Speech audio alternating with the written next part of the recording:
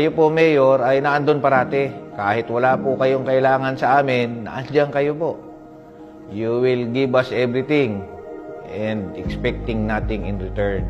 Yun po yung kitang-kita po sa inyo. Sir, I will accompany you to Davao. Yun din po yung aking plano.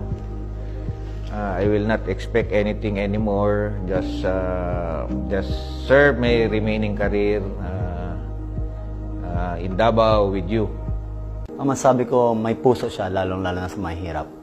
Actually, may mga nagtatanong nga sa akin kung ano ba daw talaga yung ugali niya behind the camera. Ang masabi ko lang, he's a jolly person, matalino, at higit sa lahat, mapagmahal, literally and figuratively. Para sa akin, isa sa natutunan ko kay PRRD ay yung pagiging mabait, pagbibigay respeto sa kanyang mga security. As Commission Officer, pili ko po itong tularan at ma-apply ko po sa aking nasasakupan. Sana sir, hindi mo kami makalimutan kahit na hindi na kami mag-work for you. Malapit na kasi, and sana sir, parati kang healthy kasi pag happy ka, iba kasi yung dating ng smile mo sir, pag happy ka na, giging happy din kami parati. And sir, bata mo ako forever. Ako magpasalamat kay nagatag ka sa amo og hope. Wala nga kabalo sir, pero idol yun ka sir. Kasi idol kayo tika sa dili kay tungod sa imong leadership o sa imong nabuhat sa amo kundi tungod sa imong pagkamaayong tao. Naarami permi sir, mag-support sa imo ha sir. Sana sir, mas mahaba pa yung time na ikaw ang presidente. Kasi you have done a lot.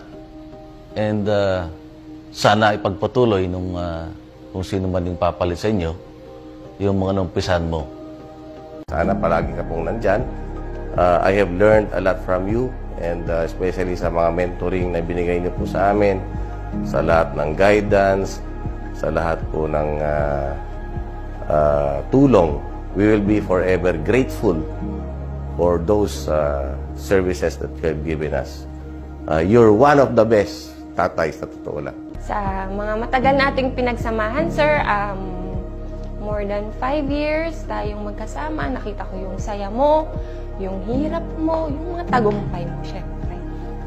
Sana ma-enjoy mo pa yung life mo, na wala nang stress, wala nang lahat na ng gusto mong gawin, magagawa mo. Sharing him the 6 years of his presidency, since the very beginning, the campaign period, and then until the end of his term. During the remaining years of our lives, no, na makikita ko pa rin na mahal na Pangulo natin na nagsiservisyo sa bayan at nabibigay ng guidance sa mga sumusunod sa kanya. Gusto ko lang sir na sabihin sa iyo na mahal ka namin sir in behalf of the Presidential Escorts Battalion. Mahal na mahal ka namin at napakasaya namin na ikaw ang naging boss namin, ikaw ang naging presidente, and gusto ko lang sabihin sa inyo na from the bottom of my heart, mabuhay po kayo. Maraming pong salamat sir.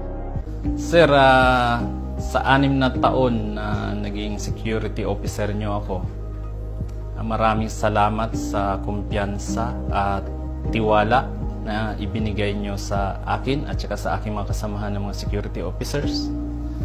Ang hangad lang namin palagi sa inyo, sir, ay maprotektahan kayo, maging safety kayo. PRRD has been more than just my commander-in-chief being in the military. So I always looked up to him like parang he's my father. Kasi there were many instances that we ate together, then sobrang relaxed lang. He would make jokes, he would tell silly jokes, even personal stories na dapat din niya kinikwento sa amin, kumbaga. Pero he's very open. Ang masabi ko, may puso siya, lalong-lalo na sa mahirap.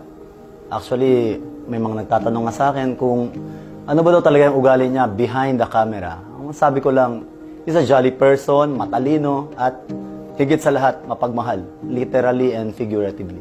Mahigit 5 taon ko na nakasama ang aking Pangulo. Doon ako palagi sa kanyang likod.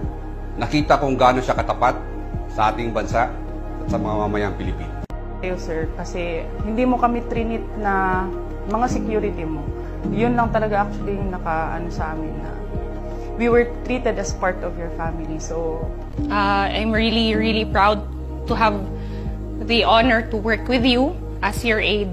And in TV, you see him wearing barong, but after all the fiasco is over, he goes back and he changes into comfortable clothes, baggy shirts, jogging pants, chinelas, and he will enjoy a simple dish with us.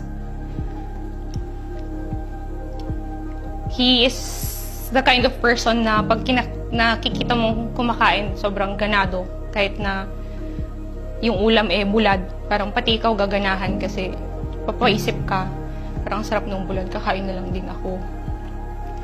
So seeing him like that, na simple pleasures in life, he enjoys very much. Wait lang, naiyak ako. Bisit!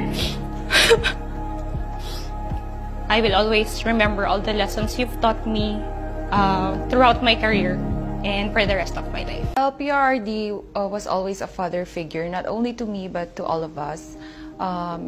My special story about this is that when I had a miscarriage, he was very considerate and he was very concerned, and he let me to take time to rest and recover from the incident. He also tried to comfort me with his words and positive perspective. So I really appreciate that.